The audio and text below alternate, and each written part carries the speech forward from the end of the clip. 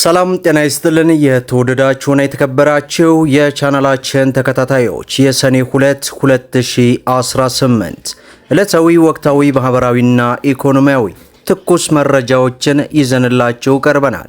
በቅድሚያም ዋና ዋናዎቹን በማስቀደም እንጀምራለን። ከግብይቶች ጋር በተያያዘ በዛሬው ዕለት አዲስ ውሳኔ ተላልፏል። በዚህም ውሳኔ መሰረት በዶላር ብቻ እንዲከፈል አዟል። ከምን ጋር ተያይዞ ነው? ሙሉ ዝርዝሩን ይዘነዋል። በሌላው መረጃችን በጉጉት ሲጠበቅ የነበረውን አዲሱን ረቂቅ አዋጅ አዲሱን መመሪያ በተመለከተ በዛሬው ዕለት ይጸድቃል ተብሎ እየተጠበቀ ይገኛል። የረቂቅ አዋጁን ሙሉ ዝርዝር ወደ እናንተ እናደርሳለን። እንዲሁም ዕለታዊ ምንዛሬ ዋጋ በዛሬው ዕለት ከምን ደርሷል? የ16 ሀገራትን መረጃ ይዘናል። ሁላችሁም ቪዲዮን ላይክ፣ ቻናሉን ሰብስክራይብ እያደረጋችሁ እስከ መጨረሻው ድረስ ተከታተሉ። በቅድሚያም በጉጉት ሲጠበቅ የነበረውንና በዛሬው ዕለት ይጸድቃል የተባለውን አዲሱን ረቂቅ አዋጅ መመሪያ በተመለከተ ሙሉ መግለጫ ወጥቷል።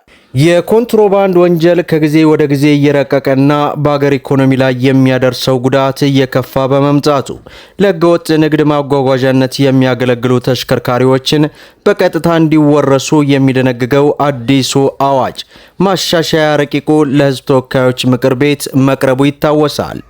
ቀደም ሲል በአዋጅ ቁጥር 1160/2011 በተደረገው ማሻሻያ ተሽከርካሪ ባለንብረቶች በወንጀሉ በቀጥታ ባይሳተፉም ንብረታቸው ከመወረስ ይልቅ 100 ሺህ ብር ተቀጥተው ንብረታቸውን እንዲረከቡ ይፈቅድ እንደነበርም ይታወሳል።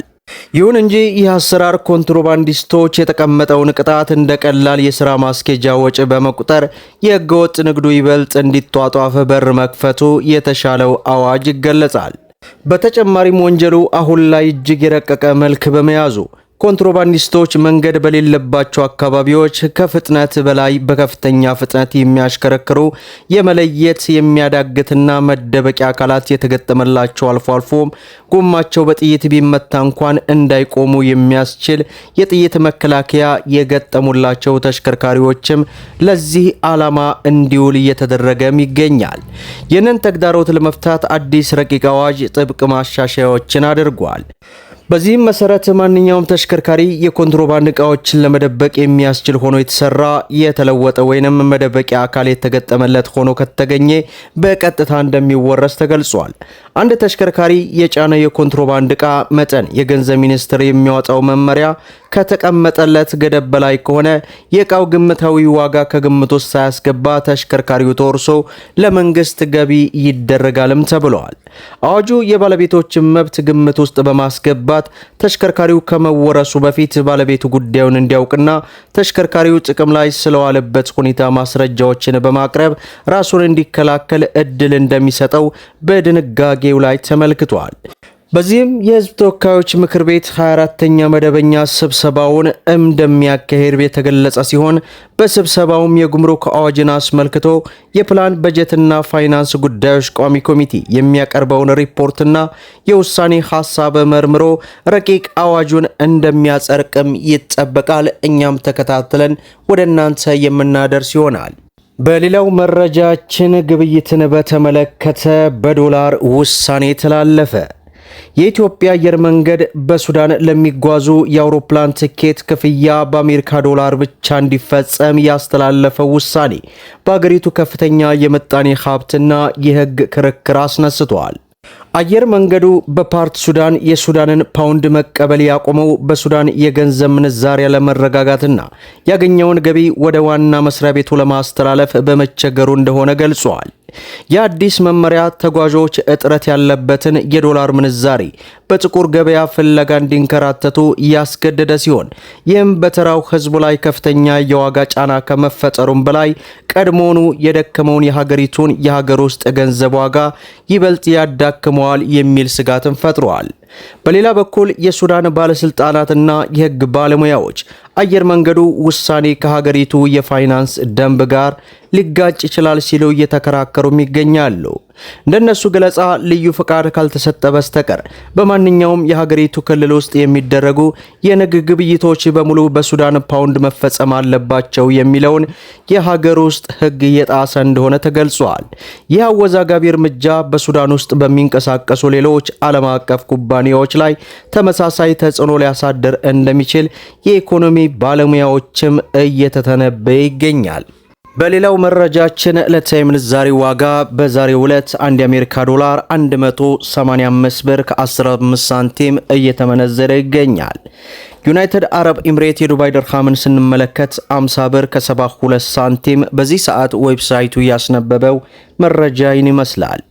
ሌላው የሳውዲ ሪያልን ስንመለከት 49 ብር ከ35 ሳንቲም በዛሬው ዕለት እየተመነዘረ እንደሚገኝ ዌብሳይቱ አስነብቦናል። የካናዳ ዶላርን 128 ብር ከ93 ሳንቲም እየተመነዘረ ይገኛል። ዩሮን ስንመለከት 219 ብር ከ18 ሳንቲም እየተመነዘረ ይገኛል። ሌላው በምንዛሬ ደረጃ የዓለማችን ቁጥር 1 የሆነችው የኩዌት ዲናርን ስንመለከት 611 ብር ከ60 ሳንቲም እየተመነዘረ ይገኛል። የጆርዳን ዲናርን ስንመለከት 266 ብር ከ75 ሳንቲም እየተመነዘረ እንደሚገኝ ዌብሳይቱ አስነብቦናል።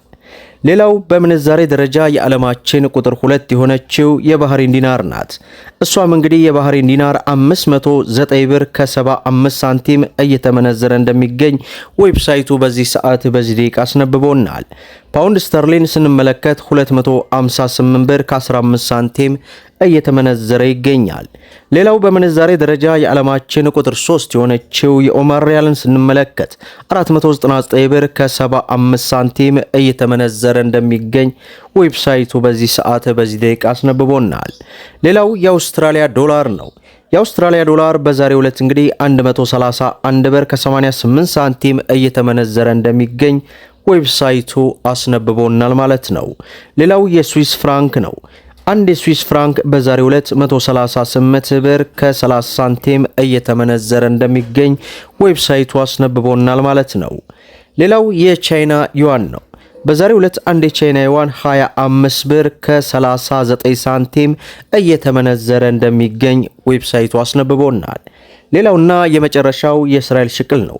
በዛሬው ዕለት እንግዲህ አንድ የእስራኤል ሽቅል 60 ብር ከ20 ሳንቲም እየተመነዘረ እንደሚገኝ ዌብሳይቱ በዚህ ሰዓት በዚህ ደቂቃ ያስነበበንን መረጃ እንግዲህ ጨምረን በዚሁ ቪዲዮ ወደ እናንተ አካተን አድርሰናል ማለት ነው። ሁላችሁም ቪዲዮውን ላይክ ሼር እያደረጋችሁ ለበርካታ እህት ወንድሞች እንዲደርስ አድርጉ። ለቻናላችን አዲስ ከሆናችሁ ሰብስክራይብ በማድረግ እንዲሁም በየዕለቱ የሚለቀቀው መረጃ እንዲደርሳችሁ የኖቲፊኬሽን ማብራታችሁን እንዳትዘነጉ እያልኩኝ ለዛሬ ያስኩላችሁ መረጃ ይህንን ይመስላል ማለት ነው። እስከ ፍጻሜው ድረስ አብራችሁን ስለቆያችሁ ልባዊ ምስጋናችንን እየሰጠን በሌላ ቪዲዮ እስከምንገናኝ ወሰላሙ አለይኩም ወራህመቱላሂ ወበረካቱ እንላለን።